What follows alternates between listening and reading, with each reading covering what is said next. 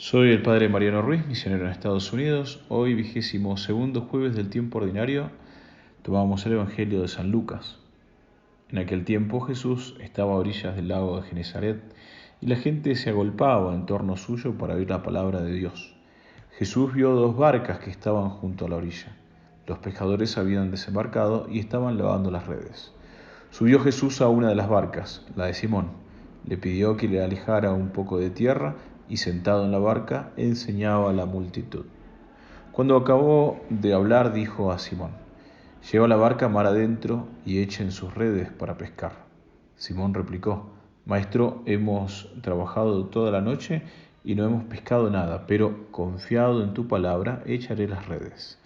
Así lo hizo y cogieron tal cantidad de pescados que las redes se rompían. Entonces hicieron señas a sus compañeros que estaban en la otra barca para que vinieran a ayudarlos. Vinieron ellos y llenaron tanto las dos barcas que casi se hundían. Al ver esto, Simón Pedro se arrojó a los pies de Jesús y le dijo: «Apártate de mí, Señor, porque soy un pecador». Porque tanto él como sus compañeros estaban llenos de asombro al ver que la pesca que habían conseguido.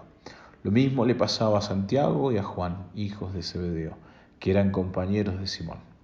Entonces Jesús le dijo a Simón: «No temas, desde ahora serás pescador de hombres». Luego llevaron las barcas a tierra y dejándolo todo, lo siguieron. En su carta apostólica Novo Milenio Ineunte, San Juan Pablo II reflexiona sobre el proyecto pastoral de la Iglesia para el tercer milenio y escribe: «Al comienzo del nuevo milenio y al final del gran jubileo en el que hemos celebrado el bimilenario del nacimiento de Jesús y se inicia una nueva etapa del camino de la Iglesia, resuenan en nuestros corazones las palabras de Jesús cuando un día, después de hablar a la multitud desde la barca de Simón, invitó al apóstol a remar mar adentro para pescar. Duc in altum». Como hemos oído en el relato, Pedro y sus primeros compañeros confiaron en las palabras de Cristo y echaron las redes. Cuando lo hicieron, pescaron un gran número de peces, dice el Evangelio. Por eso va a decir San Juan Pablo II que Duc in altum nos invita a recordar el pasado con gratitud, a vivir el presente con entusiasmo y a mirar el futuro con confianza. Y continúa diciendo el Santo Papa: debemos mirar hacia adelante, debemos remar adentro, confiando en las palabras del mismo Cristo, Duc in altum. Refiriéndose a la respuesta de Pedro al echar las redes, dice: al comenzar este milenio, permitid que el sucesor de Pedro invite a toda la Iglesia a realizar este acto de fe. Y concluye la exhortación recordando que hay que tener confianza, ¿sí? Una obediencia confiada en el Señor, al remar mar adentro, en la vivencia de la fe y en la nueva evangelización. El Evangelio de hoy es un claro ejemplo, ¿sí?, de esta confianza y de esta fe que tenemos que tener. Sabemos que en el mar de Galilea se pescaba de noche, en aguas poco profundas, pero el Señor le pide a Pedro, a plena luz del día, que remara mar adentro y echara las redes. A pesar de que Pedro iba a ir en contra de toda su experiencia, ¿sí?, porque obviamente era un gran pescador, estaba agotado y sus redes estaban limpias y no habían pescado nada la noche anterior. Lo hizo y sabemos que fue recompensado por esa obediencia.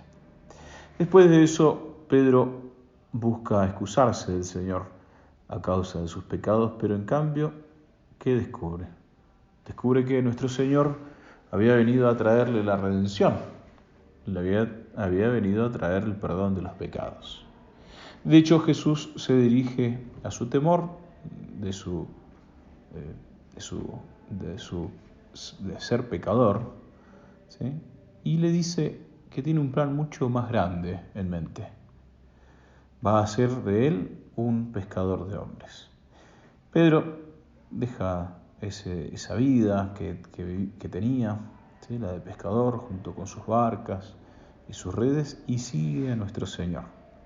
Sin embargo, habría sido mucho más fácil para Pedro desanimarse por no haber pescado nada. Habría sido fácil para él tener miedo a causa también de sus pecados.